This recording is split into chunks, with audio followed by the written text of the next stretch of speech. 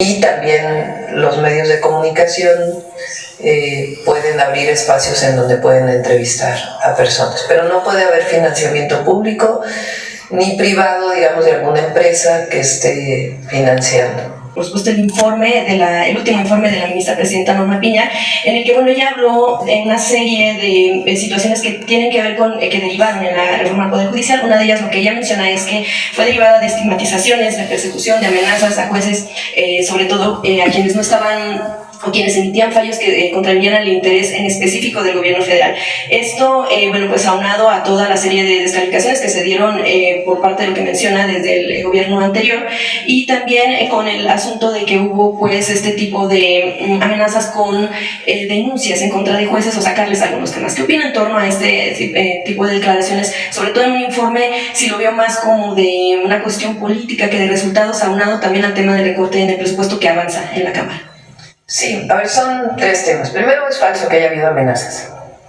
Desde el Ejecutivo, ni el presidente López Obrador, ni de nuestra parte, ha habido ninguna amenaza a ninguna persona juzgadora.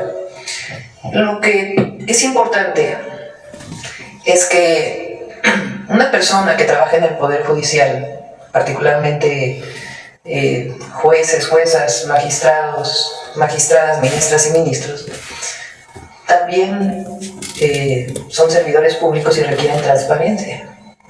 No se puede por un lado estar defendiendo el INAI por la transparencia y por otro lado ser oscuros en las decisiones que se toman en el Poder Judicial. Lo que sí se ha hecho es hacer pública algunas decisiones que se toman, que deben ser públicas y que se manifiestan en la mañanera, de casos en donde, por ejemplo, se dan amparos a delincuentes de la delincuencia organizada.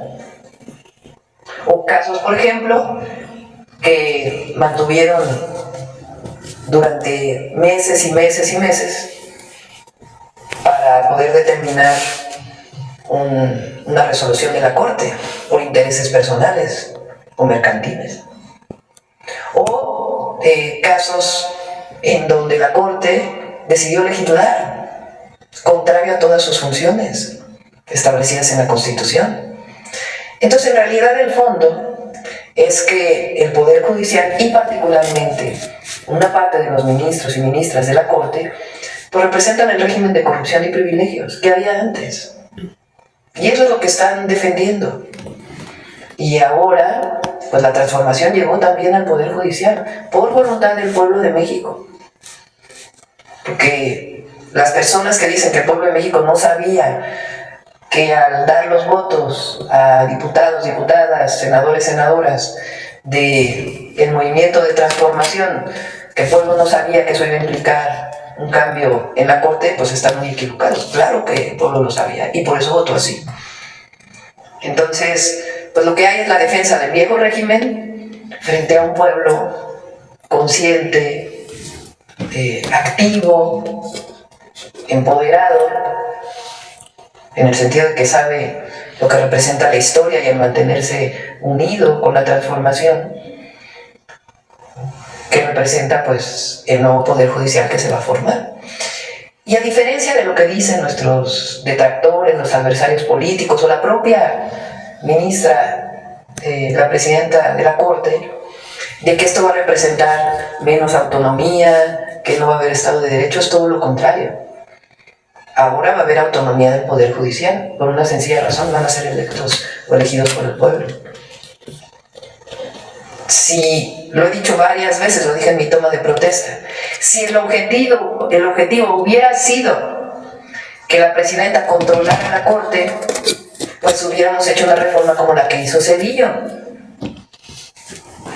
en donde desapareció la anterior Corte, nombró a nuevos ministros y ministras, que fueron nombrados pues prácticamente por él, en un acuerdo entre el PRI y el PAN, que ese acuerdo viene pues desde el periodo de Salinas, o antes, pero particularmente.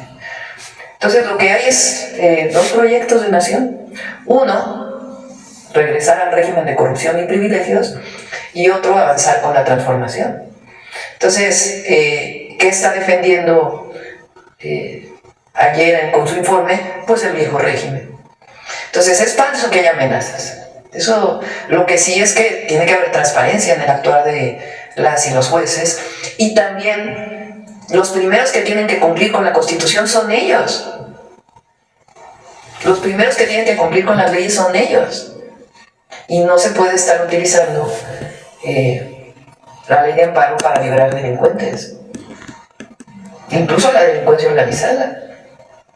Entonces, cuando se hace público eso y se denuncia al Consejo de la Judicatura, pues no es ninguna amenaza, es sencillamente decir lo que está pasando y acciones que no son acordes con la ley de las y los jueces, pues que también puedan ser sancionadas. Por eso ahora se está planteando el Tribunal Judicial, exactamente.